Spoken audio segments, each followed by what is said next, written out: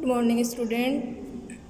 बाल साधना शिक्षण संस्थान की ऑनलाइन क्लासेस में मैं भारती आपका स्वागत करती हूँ। कल वाले वीडियो में अपन ने केमिकल प्रॉपर्टी की बात की थी। 15 वर्ग के जो एलिमेंट हैं उनके प्रति हाइड्रोजन की क्रियाशीलता, यानी हाइड्रोजन के साथ में ये तत्व क्रिया करके जो हाइड्राइड बनाते हैं MH3 प्रकार के, उन हाइड्राइडों में बंध कोण का क्रम क्या होगा, उनकी जल में विलेयता का क्रम क्या होगा, क्षारीय प्रवृत्ति यानी क्षारीय सामर्थ्य का क्रम क्या होगा, ये सारी बातें अपन ने पिछले वाले वीडियो में डिस्कस की थी। आज वाले वीडियो में अपन यानी इनके स्थायित्व का क्रम, ये जो हाइड्राइड हैं इनके स्थायित्व का क्रम क्या होता है, इनके तापीय स्थायित्व का क्रम क्या होता है, इसका डिस्कशन अपन इस वाले वीडियो में करेंगे। तो हाइड्राइडों के स्थायित्व की यदि अपन बात करें, यानी MH3 प्रकार के हाइड्राइड जहां M इज इक्वल टू है 15 वर्ग के element nitrogen, phosphorus, arsenic, antimony, bismuth, तो यानी NH3, PS3, फोस्फीन, आर्सिन, स्टीविन, बिस्मिथिन, तो ये जो हाइड्राइड हैं इनमें सबसे ज़्यादा स्थायित्व किसका होगा और क्यों होगा। तो इनके स्थायित्व का क्रम यदि देखा जाए तो सबसे ज़्यादा स्थायित्व होता है अमोनिया का, NH3 का, उसके बाद फोस्फीन का, उसके बाद आर्सिन का, उसके बाद स्टीविन का, उसके बाद बिस्मिथिन का। ऐसा क्यों होता है?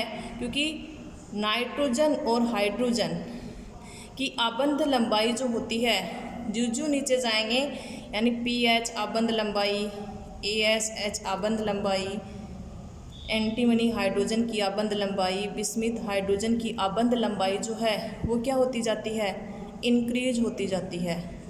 क्यों इंक्रीज हो जाती है? क्योंकि एक वर्ग में अपन ऊपर से नीचे जाते हैं तो क्या बढ़ता है, एटॉमिक साइज बढ़ता है और इलेक्ट्रोनेगेटिविटी क्या होती है, कम होती है। तो जो साइज बढ़ेगा तो यानी साइज बढ़ेगा, इलेक्ट्रोनेगेटिविटी घटेगी, तो उस दौरान आबंध लंबाई क्या होगी, बढ़ेगी। और आबंध लंबाई जो बढ़ेगी तो बंध लंबाई जितनी ज़्यादा होगी उस बॉन्ड को तोड़ने के लिए एनर्जी की रिक्वायरमेंट क्या होगी, उतनी ही कम होगी। जो बंध जितना आबंध लंबाई जितनी ज़्यादा होगी उसको तोड़ने के लिए कम ऊर्जा की रिक्वायरमेंट होगी, और जो बंध आबंध लंबाई जितनी कम होगी उसको तोड़ने के लिए उतनी ही ज़्यादा एनर्जी की रिक्वायरमेंट होती है। इस कारण NH3 में NH आबंध लंबाई कम होने के कारण इस बंध को तोड़ने के लिए ज़्यादा एनर्जी की रिक्वायरमेंट होती है। इस कारण NH3 का स्थायित्व सबसे ज़्यादा होता है, उसके बाद PS3 का, उसके बाद ASH3 का, उसके बाद SbH3 का और उसके बाद BiH3 का। अब यही है तापीय स्थायित्व के क्रम में, यानी तापीय स्थायित्व का क्रम क्या होगा, तो यही है तापीय स्थायित्व का क्रम, यानी ताप के प्रति कौन ज़्यादा स्थायी होगा। तो जिसमें बॉन्ड नहीं टूटेगा वो ताप के प्रति ज़्यादा स्थायी होगा, यानी NH3 जो है उसमें आबंध लंबाई कम है तो उसको हीट देंगे तो आसानी से इनके मध्य का बॉन्ड नहीं टूटेगा, और बॉन्ड नहीं टूटेगा तो इस दौरान क्या होगा, इसका स्थायित्व ज़्यादा होगा ताप के प्रति। PS3 जो है इसमें फास्फोरस और हाइड्रोजन के मध्य की आबंध लंबाई किसकी तुलना में ज़्यादा है, नाइट्रोजन की अपेक्षा ज़्यादा है। इस तरह से वर्ग में ऊपर से नीचे जाने पर यानी MH कहूँ तो शॉर्ट में MH आबंध लंबाई क्या होती है, बढ़ती जाती है। और आबंध लंबाई जब बढ़ेगी तो क्या होगा, उसको तोड़ने के लिए यानी ज़्यादा ताप की आवश्यकता होगी, वो ताप के प्रति कम स्थायी होगा, आसानी से टूट जाएगा। इस कारण इनके तापीय स्थायित्व का क्रम भी यही होता है जो इनकी स्टेबिलिटी का ऑर्डर होता है। अब अपन बात करते हैं इनकी अपचायक सामर्थ्य का क्रम। ये जो हाइड्राइड हैं इनकी अपचायक सामर्थ्य का क्रम क्या होगा।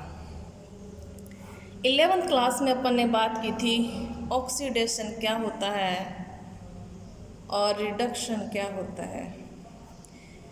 ऑक्सीकरण करने वाले पदार्थ क्या कहलाते हैं, अपचाय कहलाते हैं, और अपचयन करने वाले पदार्थ ऑक्सीकारक कहलाते हैं। ऑक्सीकरण की प्रक्रिया यानी जिसमें इलेक्ट्रॉन दिए जाते हैं और रिडक्शन में इलेक्ट्रॉन ग्रहण किए जाते हैं। अब मैं बात करती हूँ ये जो हाइड्राइड हैं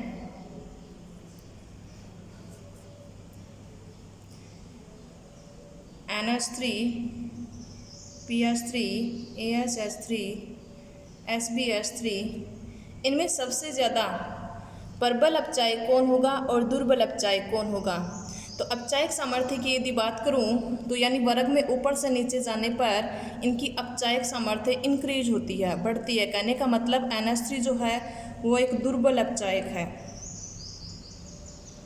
और ये जो है बिस्मुथिन BiH3 ये है सबसे प्रबल अपचायक।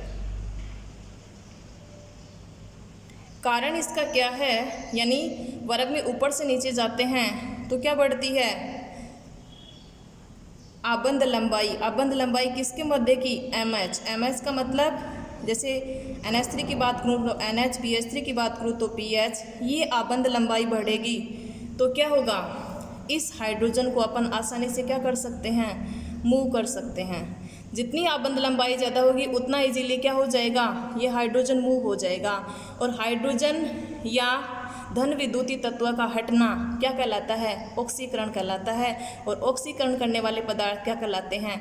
अपचायक कहलाते हैं। तो BiH3 में बिस्मुथ और हाइड्रोजन आबंध लंबाई अपने वर्ग के जो हाइड्राइड हैं उनमें सबसे अधिक होने के कारण इसकी हाइड्रोजन देने की प्रवृत्ति सबसे ज़्यादा होती है, आबंध लंबाई अधिक होती है और आसानी से धन विद्युतीय तत्व यानी H+ या हाइड्रोजन निष्कासित किए जाने के कारण ये क्या होता है? प्रबल अपचायक होता है। ठीक है, तो ये हो जाएगा इनकी अपचायक सामर्थ्य का क्रम। सबसे ज़्यादा BiH3, उसके बाद एंटीमनी का हाइड्राइड, उसके बाद आर्सेनिक का हाइड्राइड, उसके बाद फोस्फीन और उसके बाद अमोनिया। अब नाइट्रोजन जो है वो एक विशिष्ट प्रकार का हाइड्राइड बनाती है N3H और इसको कहा जाता है हाइड्रोजोइक एसिड।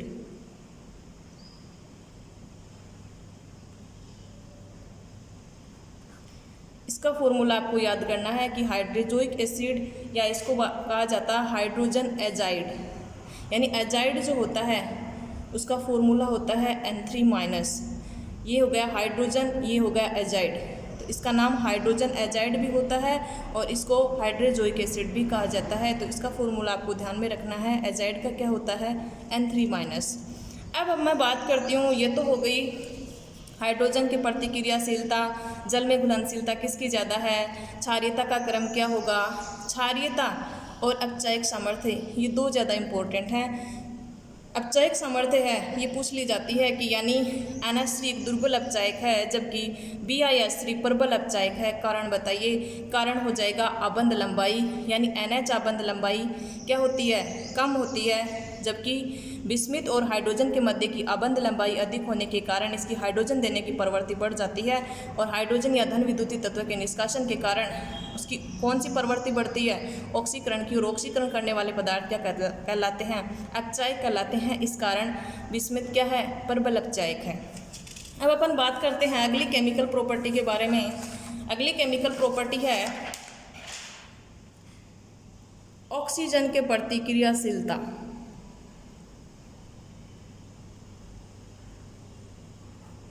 ऑक्सीजन की प्रतिक्रियाशीलता यानी 15 वर्ग के जो एलिमेंट हैं, नाइट्रोजन है, फास्फोरस है, आर्सेनिक, एंटीमनी और बिस्मुथ, इनकी ऑक्सीजन के साथ जब क्रिया करवाई जाती है तो दो प्रकार के ऑक्साइड बनते हैं।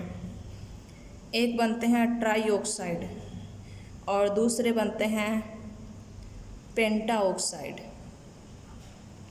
ट्राई ऑक्साइड यदि मैं जनरल बात करूं तो ये बनते हैं M2O3 प्रकार के। पेंटा ऑक्साइड की बात करूं तो ये बनते हैं M2O5 प्रकार के। यानी M यहाँ पर वही नाइट्रोजन है, फास्फोरस है, आर्सेनिक, एंटीमनी, बिस्मुथ है, यानी इनका ऑक्सीकरण अंक +3 और +5 दो प्रकार के ऑक्साइड बनते हैं, ट्राई ऑक्साइड और पेंटा ऑक्साइड। बात करूँ मैं ट्राई ऑक्साइड की तो ट्राई ऑक्साइड कौन से हो जाएंगे? N2O3 हो जाएगा, P2O3 हो जाएगा, AS2O3 हो जाएगा, Sb2O3 हो जाएगा, एंटीमनी का ऑक्साइड और बिस्मुथ का ऑक्साइड। पेंटा ऑक्साइड की बात करूं तो नाइट्रोजन पेंटा ऑक्साइड, फास्फोरस पेंटा ऑक्साइड, आर्सेनिक पेंटा ऑक्साइड, एंटीमनी पेंटा ऑक्साइड, बिस्मुथ पेंटा ऑक्साइड। अब ये दोनों प्रकार के ऑक्साइड हैं, इनका देखेंगे अपन एसिडिटी का ऑर्डर, अम्लीयता का क्रम, यानी इन ऑक्साइडों में सबसे ज़्यादा अम्लीय कौन होगा और सबसे कम कौन सा होगा। अम्लीयता का ऑर्डर जब देखेंगे तो फर्स्ट ऑफ ऑल अपन इनका ऑक्सीडेशन स्टेट, तो ऑक्सीडेशन स्टेट तो वो क्या, वही सेम है। यहाँ नाइट्रोजन की 3 है, ऑक्सीजन की वो -2 है, फास्फोरस की 3 है, तो ऑक्सीडेशन स्टेट यहाँ वेरी नहीं कर रही है। तो यहाँ अपन इनकी प्रॉपर्टी देखेंगे कि नाइट्रोजन और फास्फोरस ये क्या हैं, अधातु। आर्सेनिक, एंटीमनी ये क्या होते हैं, उपधातु। और बिस्मुथ क्या है, धातु। और सामान्यतः अधातु ऑक्साइड जो होते हैं उनकी प्रॉपर्टी होती है एसिडिक, उनकी प्रवृत्ति ज़्यादा अम्लीय होती है। तो इन दोनों की प्रकृति तो होती है अम्लीय। तो यानी इन ऑक्साइडों में सबसे ज़्यादा अम्लीय कौन होगा, नाइट्रोजन का ऑक्साइड और फास्फोरस का ऑक्साइड। आर्सेनिक और एंटीमनी ये क्या होते हैं, उपधातु।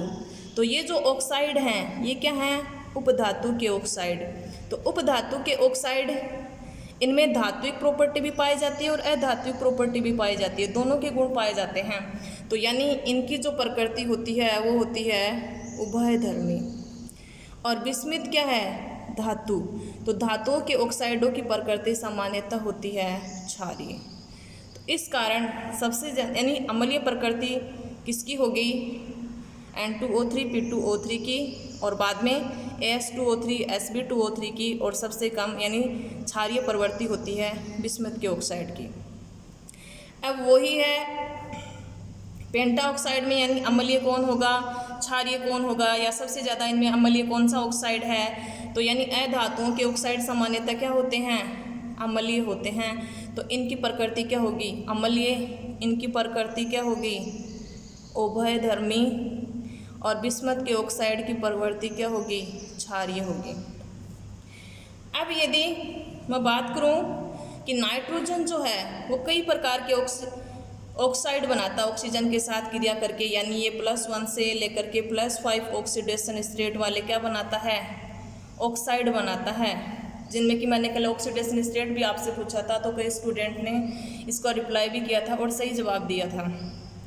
तो नाइट्रोजन के ऑक्साइड NO है, नाइट्रोजन मोनोऑक्साइड है, नाइट्रस ऑक्साइड है, N2O है, नाइट्रोजन ट्राईऑक्साइड है, dinitrogen trioxide, dinitrogen tetroxide, dinitrogen pentoxide.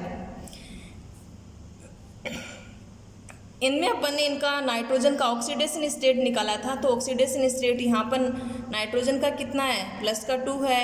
यहाँ पर नाइट्रोजन का ऑक्सीडेशन स्टेट कितना है, +1 है। इसमें क्या है, +3 है, +4, +5। कहने का मतलब नाइट्रोजन अपने ऑक्साइडों में +1 से लेकर के +5 तक ऑक्सीकरण अंक प्रदर्शित करता है।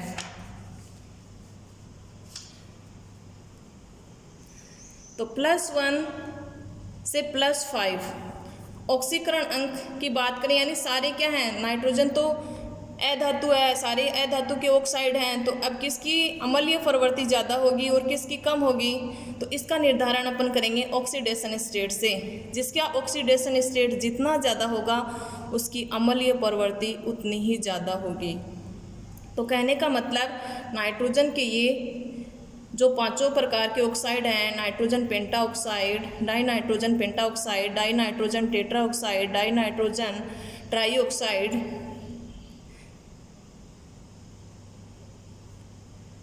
नाइट्रिक ऑक्साइड, नाइट्रस ऑक्साइड, ऑक्सीकरण अंक सबसे ज़्यादा किसका है, नाइट्रोजन पेंटाऑक्साइड का। तो नाइट्रोजन पेंटाऑक्साइड जो है उसकी अम्लीय प्रवृत्ति क्या होगी, सबसे ज़्यादा होगी। उसके बाद डाइनाइट्रोजन टेट्राऑक्साइड की होगी, उसके बाद डाइनाइट्रोजन ट्राईऑक्साइड की होगी, उसके बाद नाइट्रोजन मोनोऑक्साइड, उसके बाद में नाइट्रस ऑक्साइड की होगी। तो ये हो जाएगा नाइट्रोजन के जो 5 प्रकार के ऑक्साइड हैं उनकी अम्लीयता का क्रम हो जाएगा कि यानी जिसका ऑक्सीकरण अंक सबसे ज़्यादा होगा उसकी अम्लीय प्रवृत्ति सबसे ज़्यादा होती है, इसलिए इनकी एसिडिटी का ऑर्डर ये होगा। अब नाइट्रोजन जो है यानी ऑक्सीजन के साथ +1 से लेकर के +5 ऑक्सीडेशन स्टेट वाले ऑक्साइड क्यों यानी क्यों बनाता है, जबकि इसकी अधिकतम सहसंयोजकता तो कितनी होती है, 4 बढ़ा सकता है, वैसे 3 होती है अधिकतम। लेकिन ऑक्सीजन का आकार छोटा, विद्युत ऋणात्मकता उच्च होने के कारण नाइट्रोजन जो है ऑक्सीजन के साथ में क्या बना लेता है, बहुआबंध बना लेता है, पाई बॉन्ड का भी फॉर्मेशन कर लेता है। पी पाई बॉन्डिंग पाई जाती है।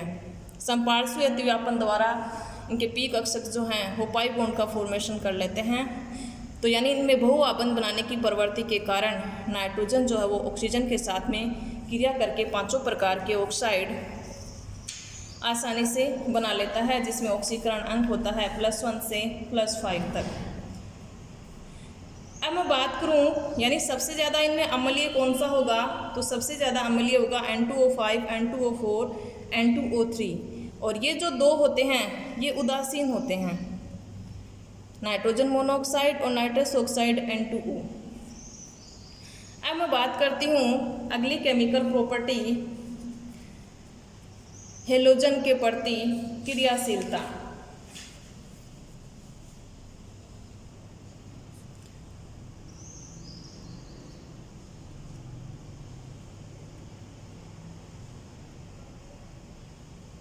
हेलोजन की प्रति क्रियाशीलता यानी 15 ग्रुप के जो एलिमेंट हैं, नाइट्रोजन है, फास्फोरस, आर्सेनिक, एंटीमनी, बिस्मथ।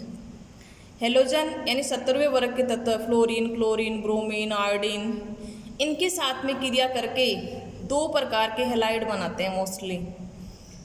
एक ट्राई हेलाइड और दूसरे होते हैं पेंटा हेलाइड। MX3 और MX5 प्रकार के हेलाइड बनाते हैं।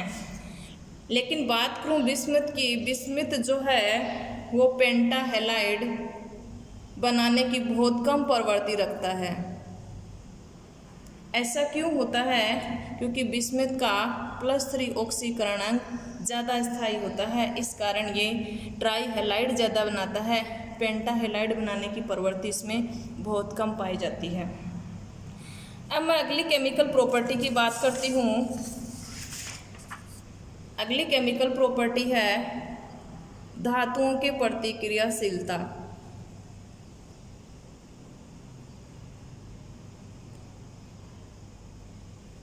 धातुओं की प्रति क्रियाशीलता यानी धातु नाइट्रोजन है, फास्फोरस है, आर्सेनिक है, एंटीमनी है, ये धातुओं के साथ में क्रिया करके द्विअंगीय यौगिक बनाते हैं। तो जैसे कैल्शियम है, तो कैल्शियम नाइट्रोजन के साथ जब क्रिया करेगा तो बनाता है कैल्शियम नाइट्राइड बनाता है। मैग्नीशियम बिस्मथ के साथ क्रिया करके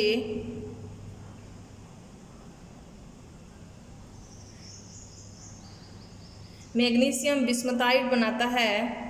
इसी प्रकार सोडियम जो है वो आर्सेनिक के साथ क्रिया करके सोडियम आर्सेनाइड बनाता है। तो यानी ये धातुओं के साथ में आसानी से क्रिया कर लेते हैं, धातुओं के प्रति भी इनकी क्रियाशीलता होती है। जैसे कैल्शियम नाइट्राइड बनाता है, मैग्नीशियम बिस्मथाइड बनाता है, सोडियम आर्सेनाइड बनाता है। तो ये हो गई इनकी केमिकल प्रॉपर्टी। अब 15 वर्ग में जो सबसे ऊपर है नाइट्रोजन एलिमेंट, ये जो नाइट्रोजन है ये डाई एटॉमिक मॉलिक्यूल के रूप में पाई जाती है। डाई एटॉमिक मॉलिक्यूल के रूप में यानी इसकी प्रिपरेशन मेथड क्या है डाई नाइट्रोजन बनाने की, किसको इसने डिस्कवर किया था, लेबोरेटरी मेथड क्या है, इसके बारे में अपन अभी स्टडी करेंगे। बात करती हूँ N2 की, यानी इसको बोला जाता है डाई नाइट्रोजन।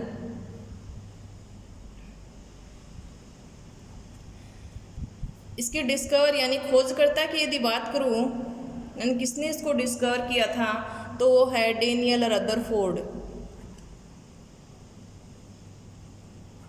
द्विपरमाणु अणु के रूप में पाई जाती है, गैसीय फॉर्म में होती है और नाइट्रोजन के मध्य क्या पाया जाता है, ट्रिपल बॉन्ड पाया जाता है। अर्थात इसकी आबंध कोटि का मान कितना होता है, 3 होता है, जो कि आपको बताया था MOT मोलिकुलर ऑर्बिटल थ्योरी में निकाल करके इसकी आबंध कोटि का मान 3 आता है। तो वो कैसे आता है, इसकी प्रकृति क्या होती है।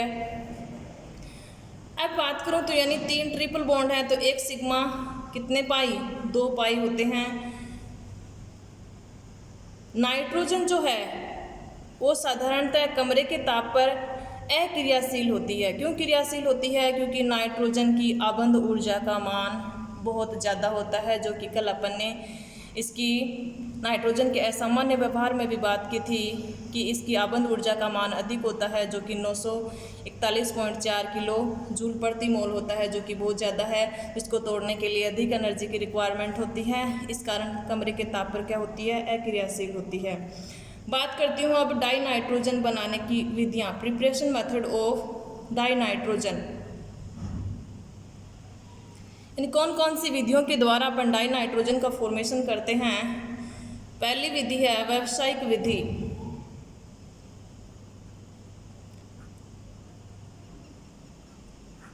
यानी इस विधि के द्वारा डाई नाइट्रोजन बनाने के लिए वायु का द्रवीकरण किया जाता है। वायु का द्रवीकरण तथा प्रभाजी आसवन किया जाता है। यानी द्रवित वायु में क्या उपस्थित है? नाइट्रोजन उपस्थित है। उस नाइट्रोजन का अपन क्या करेंगे? पृथक्करण करेंगे। नाइट्रोजन पृथक हो जाएगी तो हमें क्या प्राप्त हो जाएगी? डाई नाइट्रोजन प्राप्त हो जाएगी। उसका पृथक्करण किसके द्वारा करेंगे? प्रभाजी आसवन विधि के द्वारा। अब प्रभाजी आसवन विधि क्या होती है? यानी ऐसे द्रव्य जिनके क्वथनांक के मान में बहुत कम अंतर होता है, उनका पृथक्करण, यानी 2 द्रव्य हैं जो कि आपस में मिक्स है, मान लीजिए ए और बी हैं, और इनके क्वथनांक के मान बहुत कम हैं, यानी बॉइलिंग पॉइंट इसका और इसका मान लीजिए 70 है, इसका मान लीजिए 80 या 90 के समथिंग है। तो इनके क्वथनांक के मान में क्या है? अंतर कम है। तो इनका पृथक्करण जो है, इस प्रकार के जो द्रव्य होते हैं उनका पृथक्करण के लिए जो विधि काम में ली जाती है वो होती है प्रभाजी आसवन विधि। इस विधि में यानी क्या करते हैं? एक गोल पेंदे वाला फ्लास्क लेते हैं और इस गोल पेंदे वाले फ्लास्क में जो द्रवित वायु के द्रवीकरण से प्राप्त जो नाइट्रोजन है उसका मिश्रण इसमें भर दिया जाता है।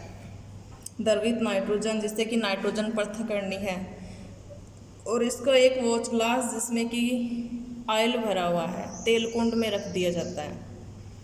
तेल कुंड में इसलिए रखा जाता है, यानी इसको अपन बर्नर की सहायता से जब हीट करेंगे तो लगातार जो है ये जो ऑयल है ये गर्म रहेगा, जल्दी ठंडा नहीं होगा, और फिर ये जो सॉल्यूशन है इसके अंदर वो भी क्या रहेगा? गर्म रहेगा। बर्नर की सहायता से अपन क्या करेंगे? हीट करेंगे, और इसको एक स्टैंड की सहायता से अपन फ्लास्क को कस देते हैं।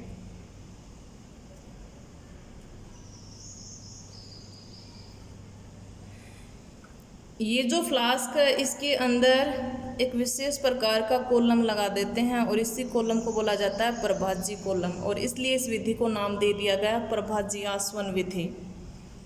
ये कॉलम कहलाता है प्रभाजी कॉलम। ये है गोल पेंदे वाला फ्लास्क,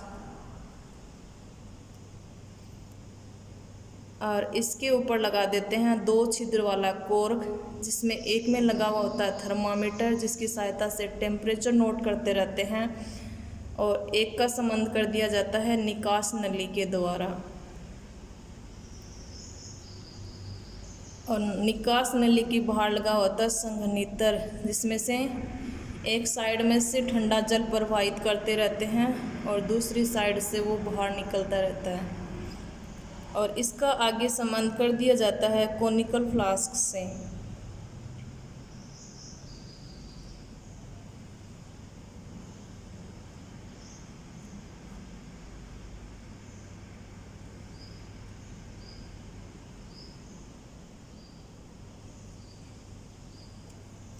तो फर्स्ट ऑफ ऑल जो द्रवित नाइट्रोजन का मिक्सचर है वो इसके अंदर गोल पेंदे वाले फ्लास्क में भर देते हैं। फिर उसके बाद बर्नर की सहायता से उसको हीट करते हैं तो दोनों की क्या बनने लग जाती हैं? वाष्प बनने लग जाती हैं। उसका टेम्परेचर अपन थर्मामीटर की सहायता से नोट कर लेते हैं कि यानी कितने टेम्परेचर पर ये जो सॉल्यूशन है ये गर्म हो रहा है। तो यानी नाइट्रोजन जिसका कि क्वथनांक कम होता है, लगभग होता है 72 केल्विन तो यानी इसकी वाष्प क्या होगी, पहले बनेगी। और ऑक्सीजन जिसका कि क्वथनांक होता है 90 केल्विन, तो इसकी वाष्प क्या होगी, बाद में बनेगी। लेकिन जब अपन इसको हीट करते हैं तो थोड़ी बहुत वाष्प यानी 70 से 80 टेम्परेचर जब रहेगा तो हल्की बहुत वाष्प ऑक्सीजन की भी इसके साथ में चली जाती हैं। तो ये जो ऑक्सीजन की वाष्प इसके साथ में जाएंगी तो ये जो कॉलम है ये क्या करता है, जिसका क्वथनांक अधिक होता है उसको पहले आश्रित करता है, यानी उसकी वाष्प को पहले ठंडा करता है। उसकी वाष्प पहले ठंडा होगी तो वो क्या हो जाएगी, वापस से इसमें गिर जाएगी। और ये जो जिसका कि क्वथनांक कम है उसको ये कॉलम ऊपर भेज देता है। जो नीचे से वाष्प आएगी ठंडी नहीं होगी, उससे पहले कि नीचे की वाष्प आ जाएगी, फिर ये गर्म हो जाएगी।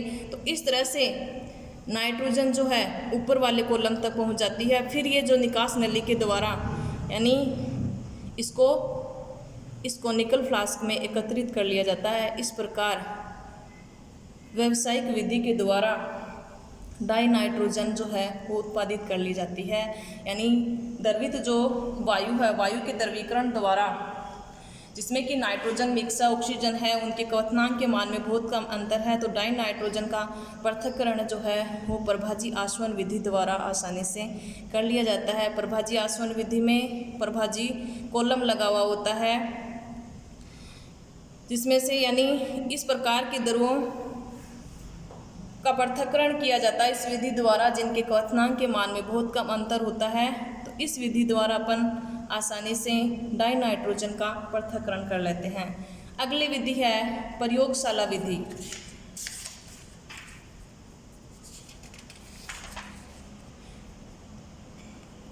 यानी सेकेंड प्रिपरेशन मेथड है लेबोरेटरी मेथड, प्रयोगशाला विधि। प्रयोगशाला विधि में क्या करते हैं, अमोनियम क्लोराइड जिसको कि नौशादर कहा जाता है कि क्रिया करवाई जाती है सोडियम नाइट्राइड के साथ, और इनकी मात्रा जो है वो इक्वल ली जाती है। जब अमोनियम क्लोराइड को सोडियम नाइट्राइड के साथ गर्म किया जाता है, इसको बोला जाता है सोडियम नाइट्राइड। इसके साथ जब गर्म करते हैं तो बनता है अमोनियम नाइट्राइड बनता है, और साथ में सोडियम क्लोराइड का फॉर्मेशन होता है। अब ये जो अमोनियम नाइट्राइड है इसको फिर से गर्म करेंगे।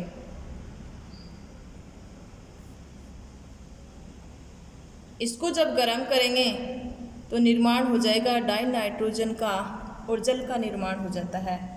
ऊपर वाली अभिक्रिया देखेंगे, अभिक्रिया लिखने के पश्चात अपन अभिक्रिया को बैलेंस भी करते हैं। तो नाइट्रोजन कितना है, 1 है, हाइड्रोजन 4 है, क्लोरीन 1 है, सोडियम 1 है, ऑक्सीजन 2 है। नीचे वाली अभिक्रिया को संतुलित करेंगे तो नीचे वाली अभिक्रिया में देखिए, इस वाली अभिक्रिया में हाइड्रोजन कितने हैं, 4 हैं। तो कितने से मल्टीप्लाई करेंगे, 2 से मल्टीप्लाई करेंगे। तो हाइड्रोजन कितने हो गए, 4, ऑक्सीजन कितने हो गए, 2, और नाइट्रोजन कितने हो गए, 2 से मल्टीप्लाई करेंगे, 2 दूनी 4 हो गए। तो इस तरह से यानी इस विधि के द्वारा अपन क्या प्राप्त कर लेते हैं, डाई नाइट्रोजन प्राप्त कर लेते हैं। अब इस विधि में थोड़ी बहुत मात्रा में कई बार क्वेश्चन पूछ लिया जाता है, डाई नाइट्रोजन के प्रयोगशाला विधि में सह उत्पाद के रूप में क्या प्राप्त होता है। सह उत्पाद के रूप में प्राप्त होता है यानी इसमें नाइट्रोजन मोनोऑक्साइड और नाइट्रिक अम्ल भी बनते हैं, जो कि अलग मात्रा में बनते हैं, बहुत कम मात्रा में बनते हैं। यानी प्रयोगशाला विधि ये जो है, अमोनियम क्लोराइड सोडियम नाइट्राइड के साथ क्रिया करवाएंगे, अमोनियम नाइट्राइड बनेगा जिसको फिर से गर्म करेंगे तो डाई नाइट्रोजन का फॉर्मेशन हो जाएगा। तो इस विधि में बहुत कम मात्रा में नाइट्रिक ऑक्साइड और या नाइट्रोजन मोनोऑक्साइड और नाइट्रिक अम्ल का निर्माण होता है, जिन्हें पृथक करने के लिए यानी इनको इस विधि में पृथक करने के लिए क्या करते हैं, सल्फ्यूरिक अम्ल युक्त जो पोटेशियम डाइक्रोमेट का जलीय विलयन है, जलीय विलयन में से प्रवाहित करते हैं। तो यानी ये दूर हो जाते हैं। यानी इनका पृथक्करण करने के लिए जो सॉल्यूशन है उसको सॉल्यूशन को क्या करेंगे, से युक्त पोटेशियम डाइक्रोमेट का जो जलीय विलयन है उसमें से प्रवाहित करके इनका अपन क्या कर लेते हैं, पृथक्करण कर लेते हैं। अगली ही विधि है डाई नाइट्रोजन बनाने की, अमोनियम डाइक्रोमेट को गर्म करके, अमोनियम डाइक्रोमेट को हीट करके, गर्म करके। तो अमोनियम डाइक्रोमेट का क्या फॉर्मूला होता है, अमोनियम डाइक्रोमेट यानी पोटेशियम डाइक्रोमेट, तो K2Cr2O7, तो यहाँ पोटेशियम की जगह क्या आ गया, अमोनियम, अमोनियम डाइक्रोमेट का ये फॉर्मूला हो जाएगा। हीट करेंगे तो क्या बनता है, क्रोमियम का ऑक्साइड बनता है, प्लस नाइट्रोजन बनती है, प्लस जल का फॉर्मेशन होता है। यानी यहाँ पर कितने हाइड्रोजन हैं, 8 हैं, तो यहाँ मैंने क्या लिख दिया, 4 लिख दिया।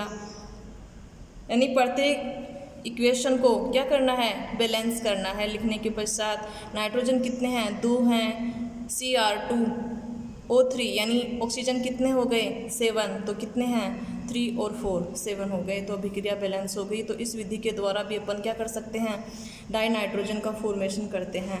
अगली विधि है barium azide and sodium azide को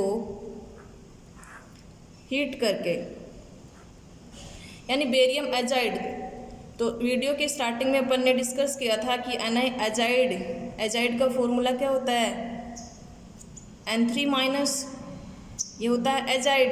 तो बेरियम एजाइड तो क्या हो जाएगा, Ba, एजाइड N3 होता है, ऊपर चार्ज -1 का इधर आएगा, इसके ऊपर कितना होता है, +2, तो फॉर्मूला क्या हो गया, BaN3(2). इसको जब हीट करेंगे तो किसका फॉर्मेशन हो जाएगा, बेरियम प्लस नाइट्रोजन का। बैलेंस करेंगे कितने हैं, 6, तो 3 से क्या कर देंगे, मल्टीप्लाई कर देंगे, 3N2 हो जाएगा। सोडियम एजाइड यानी एजाइड क्या है, N3-, सोडियम इसके ऊपर +1, ये -1, तो फॉर्मूला क्या होगा, NaN3। इसको हीट करेंगे तो किसका फॉर्मेशन हो जाएगा,